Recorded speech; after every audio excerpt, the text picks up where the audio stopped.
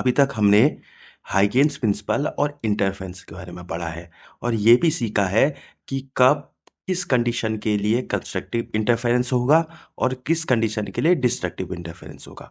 अब इसके बाद हम शुरू करते हैं कि वो कंडीशन क्या है जहां पर आपका सस्टेनेबल इंटरफेरेंस हो।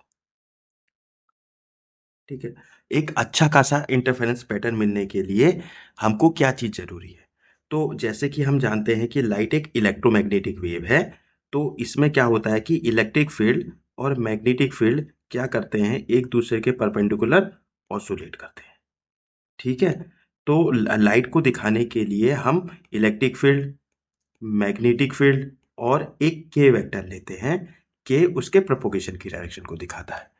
अगर इलेक्ट्रोमैग्नेटिक वेव वैक्यूम में ट्रेवल करती है तो ये तीनों आपस में परपेंडिकुलर होते हैं।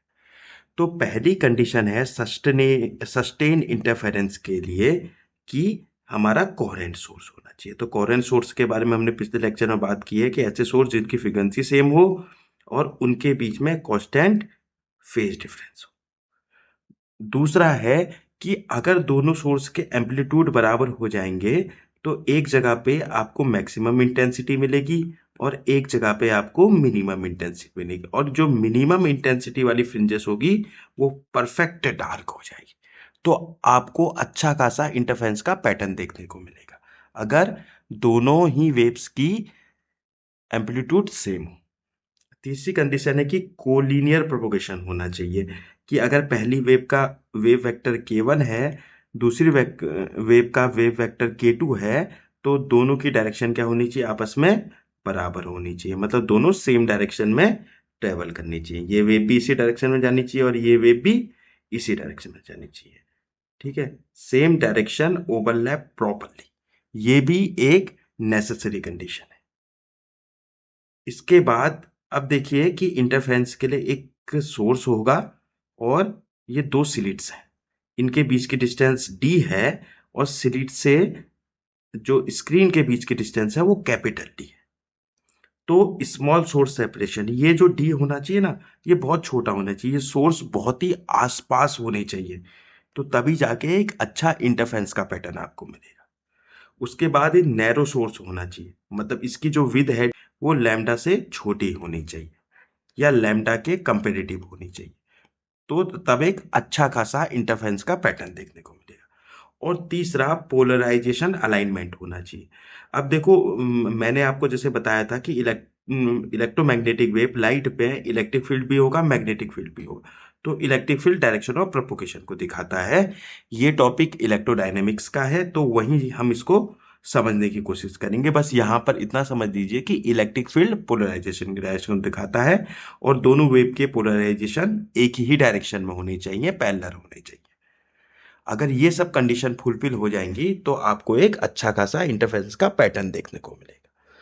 इसके बाद हम सबसे important topic Young's double slit experiment के बारे में बात करेंगे, जिसको शॉर्ट में YDSE भी बोला जाता है। ठीक है, तो यंग्स का डबल स्लिट एक्सपेरिमेंट क्यों इंपॉर्टेंट है, क्योंकि इसने वेव नेचर ऑफ लाइट के बारे में एक एक्सपेरिमेंटल एविडेंस दिया था और इसमें इंटरफेरेंस का पैटर्न फॉर्म होता है। तो इसके एक्सपेरिमेंट को करने के लिए हमको क्या चाहिए, इसके एक्सपेरिमेंट को करने के लिए हमको चाहिए कि लाइट का सोर्स होना चाहिए S, वहां से लाइट निकल के जानी चाहिए। ठीक है, और टू नैरो स्लिट्स होनी चाहिए, एक ही सोर्स को हम दो स्लिट के जरिए दो सोर्स में तोड़ने की कोशिश करेंगे। ठीक है, क्योंकि हमको क्या चाहिए, कोहेरेंट सोर्स चाहिए। अगर हम दो अलग अलग सोर्स ले लेंगे ना तो वो कभी भी कोहेरेंट नहीं होते, तो एक ही सोर्स से हमको दो सोर्स बनाने पड़ेंगे बाय यूजिंग स्लिट्स। और तीसरी स्क्रीन होती है, स्क्रीन को डी डिस्टेंस में रखा जाता है और स्क्रीन की डिस्टेंस बहुत ज़्यादा होनी चाहिए एज कंपेयर टू दो स्लिट के बीच की डिस्टेंस की, ये डिस्टेंस बहुत बड़ी होनी चाहिए as compare to this distance, तो तभी आपको एक अच्छा खासा इंटरफेरेंस का पैटर्न देखने को मिलेगा। और दोनों स्लिट कितनी डिस्टेंस पे सेपरेट हैं, डी डिस्टेंस पे सेपरेट है। अब हम कोई पॉइंट पी ले लेते हैं स्क्रीन पे। ठीक है, तो यहां से रे निकल के जाती है, एक रे ये पार्ट ट्रेवल करती है। ठीक है, दूसरी रे का पाथ ये है। अब देखो, आप मुझे बताओ कि कौन सा पाथ बड़ा है दोनों में से। आपको दिखेगा कि ये वाला पाथ बड़ा है। इसका मतलब दोनों पाथ के बीच में एक डिफरेंस है, उसी को बोला जाता है पाथ डिफरेंस। ये एक बहुत यूजफुल क्वांटिटी होती है।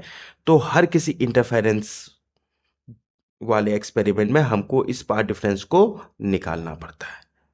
और स्क्रीन कितनी डिस्टेंस पे है? डी डिस्टेंस पे। ठीक है। तो जैसे ही ये दोनों वेव यहाँ से निकल के यहाँ पर मिलेंगी और ये अलग अलग जगहों पे मिलते रहेंगी, तो वहाँ पर क्या करेंगी? ब्राइट और डार्क पैटर्न देंगे। ठीक है। ये आपकी सेंट्रल ब्राइट फ्रिंज है, ये आपकी डार्क है, ये आपकी डार्क है, bright dark bright dark bright dark. इस तरीके से एक इंटरफेरेंस का पैटर्न मिलेगा। तो इसी पैटर्न को क्या बोलते हैं? Pattern of interference. ठीक है। तो जैसे मैंने आपको बताया कि हमारे लिए पाथ डिफरेंस को कैलकुलेट करना एक इंपॉर्टेंट फैक्टर है। देखो, ये S2P का जो रास्ता है उसमें से S1P के रास्ते को माइनस कर देंगे, तो इससे हमको पाथ डिफरेंस पता चल जाएगा। ज्योमेट्रिकली इसको निकालने का तरीका है कि यहाँ से आप परपेंडिकुलर डालिए, तो ये वाला पाथ ये वाले पाथ के बराबर हो गया, ये दोनों आपस में बराबर हो गए। इसका मतलब मैं S2P को लिख सकता हूँ S2N plus NP। S2N plus NP, इसमें से माइनस कर देंगे S1P। ये दोनों बराबर हैं आपस में, तो NP और S1P आपस में कैंसिल आउट हो गए। तो पार्ट डिफरेंस कितना आ गया? अब पार्ट डिफरेंस हमारा S2N आ गया। तो S2N हमारा कितना है? D साइन थीटा है। यहाँ पर थोड़ा सा लिखने में गलती हुई है। ये चीज क्या है? यहाँ पर S2N है। ठीक है। तो S2N हमारा हो गया। ठीक है। अब हमको इसको निकालना है, तो हमको ये निकालना है। तो ये एक ट्रायंगल बन रहा है, देखिए। ये ट्रायंगल की ये वाली साइड कितनी है? ये डी है। तो अगर मैं ये थीटा के सामने वाला ये क्या होता है? परपेंडिकुलर। तो अगर मैं S2N परपेंडिकुलर और ये 90 का एंगल है इसके सामने वाला हाइपोटेनियस, परपेंडिकुलर अपॉन हाइपोटेनियस करूंगा तो क्या आएगा? साइन थीटा आ जाएगा। तो इसका मतलब मेरा S2N कितना आ गया? D sine theta. तो यही जो डी साइन थीटा है यही हमारा पार्ट डिफरेंस है। ठीक है। तो हमारा पार्ट डिफरेंस निकल गया। अब हम स्मॉल एंगल अप्रोक्सीमेशन लेंगे, ये बहुत जरूरी फैक्टर है। तो अगर ये थीटा बहुत छोटा होगा ना, if this theta is very small, तो इस वेरी स्मॉल के केस में क्या होगा? साइन थीटा बराबर हो जाता है अप्रोक्सीमेटली टेन थीटा के बराबर।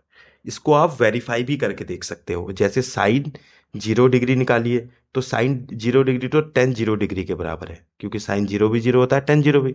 तो स्मॉल एंगल का पहला जो केस है 0 वाला, वो तो राइट बैठ रहा है। अब साइन 1 डिग्री अपने कैलकुलेटर में निकाल के देखिए, तो वो अप्रोक्सीमेटली इक्वल होगा टेन 1 डिग्री के। साइन 2 डिग्री अप्रोक्सीमेटली इक्वल होगा टेन 2 डिग्री के। ये लगभग 5-6 डिग्री तक ये आसपास ही वैल्यू रहती है दोनों की। तो इसका मतलब हम कहते हैं कि अगर देखो हमारे दोनों सोर्स के बीच की जो डिस्टेंस है ना डी, वो बहुत स्मॉल है। तो इस वजह से जो ये एंगल बन रहा है ये बहुत छोटा एंगल हो जाता है।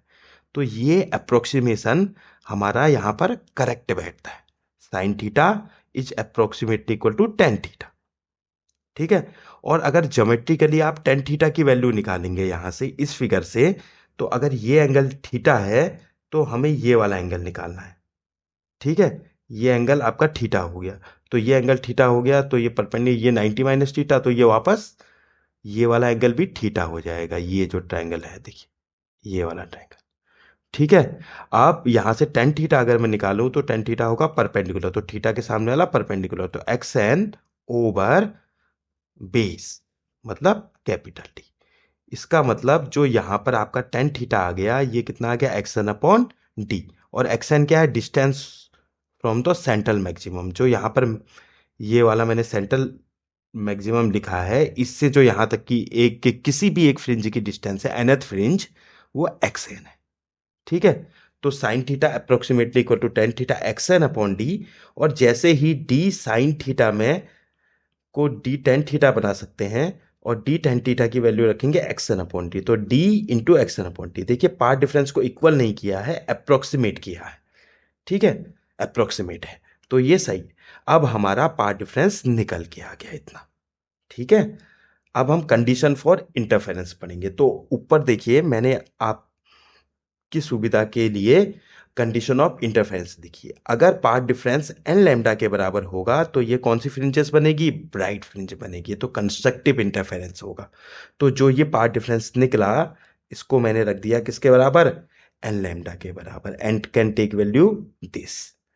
यहां पर हम एक्सएन के लिए अगर इसको सॉल्व करें, अगर हम इसको एक्सएन के लिए सॉल्व करते हैं तो मेरा यहां से एक्सएन की वैल्यू क्या आ जाएगी, इस डी को यहां इंटू करोगे और स्मॉल डी को डिवाइड करोगे तो एक्सएन की क्या वैल्यू आ गई, n lambda d over small d. ये हमारी nth फ्रिंज की डिस्टेंस आ गई। तो अगर मुझे सेंट्रल मैक्सिमा की डिस्टेंस देखनी है तो n के बदले 0 रखना पड़ेगा। तो जैसे ही मैंने n के बदले 0 रखा तो मेरा क्या हो गया, x 0 क्या आ गया, 0 आ गया। जैसे ही n के बदले 1 रखूंगा, इस n को 1 रख दिया तो क्या आ गया, लैम्डा डी ओवर डी। तो ये निकल गया। तो पहली सेंट्रल फ्रिंज की डिस्टेंस 0 होती है। तो इससे ये प्रूव होता है कि सेंट्रल फ्रिंज क्या होती है, ऑलवेज ब्राइट होगी, ऑलवेज ब्राइट इस केस में। ठीक है, इसके बाद हम डिस्ट्रक्टिव इंटरफेरेंस की कंडीशन को निकालेंगे। तो डिस्ट्रक्टिव इंटरफेरेंस के लिए ऊपर देखिए पाथ डिफरेंस कितना है, 2n+1 लैम्डा बाई 2 है। ठीक है, तो जैसे ही इस पाथ डिफरेंस को d x n upon d को 2n+1 लैम्डा बाई 2 के बराबर रखते हैं for this value of n, और यहां पर एक्सन के लिए अगर सॉल्व करें, इस एक्सन को यहीं रहने देंगे, बाकी सबको इस तरफ ले जाओ, तो ये ऐसा बन जाएगा। ठीक है, तो मैं पहली डार्क फ्रिंज के लिए n इक्वल टू 0 रखता हूं। तो n इक्वल टू 0 रखने पे x नॉट 0 नहीं आया, तो इसका मतलब है कि ये इसकी डिस्टेंस सेंटर से 0 नहीं है। ये कितना आ गया, अगर n के बदले मैंने 0 रखा तो ये फैक्टर पूरा 0, तो क्या आएगा, लैम्डा डी ओवर 2d। तो ये आ गया लैम्डा डी ओवर 2d। ठीक है, तो इस तरीके से हमारी कंडीशन निकल गई कि किस कंडीशन के लिए हमको ब्राइट फ्रिंज मिलेगी और किस कंडीशन के लिए हमको डार्क फ्रिंज मिलेगी। ठीक है, इसके बाद सबसे इंपॉर्टेंट क्वांटिटी है फ्रिंज विड्थ निकालना। फ्रिंज विड्थ, अब देखिए ये एक आपकी डार्क फ्रिंज है, ये आपकी ब्राइट हो गई, चलो छोड़ो, ये आपकी इसके नीचे डार्क, ये ब्राइट। तो अगर इस ब्राइट से माइनस कर देंगे इसकी डिस्टेंस को, यहां से यहां की डिस्टेंस को, तो मुझे इसकी विड्थ पता चल जाएगी कि फ्रिंज की विड्थ कितनी है। तो एक्सएन मेरा इतना आया था, इसके बाद वाली फ्रिंज क्या होगी, एन के बाद क्या आता है, n+1 आता है। तो इसके बाद वाली फ्रिंज की डिस्टेंस निकालने के लिए मुझे n के बदले कितना रखना पड़ जाएगा, n+1 रखना पड़ जाएगा। तो जैसे ही इस n के बदले n+1 रखूंगा तो xn+1 इतना आ गया। तो fringe width beta is define as the difference between n+1 minus nth fringe, nth bright fringe. तो जैसे ही n+1 लैम्डा डी, इसमें से इसको रखेंगे तो लैम्डा डी बाई डी को मैं कॉमन कर सकता हूं। तो अंदर क्या बच जाएगा मेरा, n+1 माइनस n से n कट गया तो ये 1 आ गया। तो 1 आने का, 1 से किसी भी नंबर को इंटू करेंगे तो लैम्डा डी अपॉन डी ही आ जाएगा। तो इसका मतलब फ्रिंज विड्थ कितनी है, lambda d over small D है। ठीक है, इसके बाद डार्क फ्रिंज के लिए हम करेंगे। तो डार्क फ्रिंज के लिए एक्सएन की वैल्यू ऊपर निकाली है, वो ये है। अब क्या करोगे, सिमिलर केस करना है। एन के बाद क्या आता है, n+1, तो इस n के बदले n+1 रख देंगे। तो ये जो n है इसके बदले कितना रख दिया, n+1 रख दिया। 2 अपनी जगह पर ही, देखो पीछे वाला 1 भी अपनी जगह पर। तो जैसे इसको करेंगे तो ये 2n+2 हो जाएगा, और यहां 1 है तो 2n+2 में 1 जोड़ेंगे तो क्या हो जाएगा, 2n+3 हो जाएगा। तो ये हो गया 2n+3 lambda D upon D. अब क्या करेंगे, दोनों को माइनस करना है। फ्रिंज विड्थ क्या होगी, n+1 फ्रिंज से nth फ्रिंज के बीच की जो सेपरेशन है वही है फ्रिंज विड्थ। तो दोनों को माइनस करेंगे तो यहां पर लैम्डा डी ओवर डी को जैसे ही मैंने कॉमन करा, ठीक है, लैम्डा डी ओवर 2d को जैसे ही कॉमन करा तो अंदर क्या बच गया, 2n+3 माइनस 2n+1।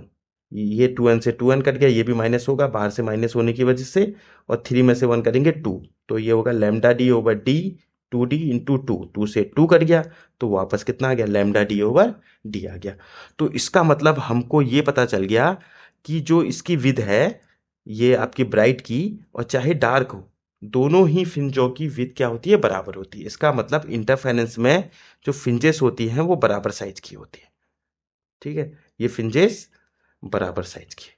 ठीक है, ये फ्रिंजेस सब की सब बराबर साइज की होंगी। तो यही इंटरफेरेंस की खासियत है। तो फाइनल एक्सप्रेशन में हमने बोला कि हमारी फ्रिंज विड्थ कितनी निकल गई। इससे न्यूमेरिकल पूछे जाते हैं। देखिए जैसे ये न्यूमेरिकल पूछा है कि आपको एक लाइट दी है 600 नैनोमीटर की, और स्क्रीन की डिस्टेंस कितनी है, 1 मीटर, 1 मीटर, और डी कितना है, 0.2 mm। तो इस डी के कंपेयर में इस डी को देखो, ये कितना छोटा है, 2 × 10⁻⁴। इसको मीटर में अगर बदलेंगे तो जैसे ही सारी वैल्यू को हमने रखा तो हमारी फ्रिंज विड्थ आ गई 3 mm। ठीक है, तो इसका मतलब इंटरफेरेंस कब अकर होता है, जब दो और दो से ज्यादा वेव सुपर इम्पोज होती है और एक न्यू वेव बनाती हैं। ठीक है, और इट कैन बी कंस्ट्रक्टिव और डिस्ट्रक्टिव, दो तरीके का होता है। ठीक है, तो इसके बाद अगले लेक्चर में हम इंटरफेरेंस कितने तरीके से अचीव किया जाता है उसके बारे में पढ़ेंगे। तो ये डिवीजन ऑफ वेव फ्रंट की वजह से मिलता है और डिवीजन ऑफ एम्पलीट्यूड की वजह से मिलता है। तो बहुत ही खूबसूरत मैकेनिज्म है। तो आई होप आपको ये लेक्चर अच्छा लगा होगा। अगर अच्छा लगा है तो सब्सक्राइब कीजिए। Thank you.